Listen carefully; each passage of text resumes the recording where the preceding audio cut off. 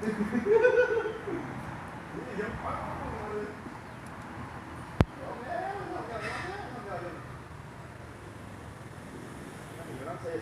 ับนี่คือการติดชีวิตเจ้าแมวมองนะครับ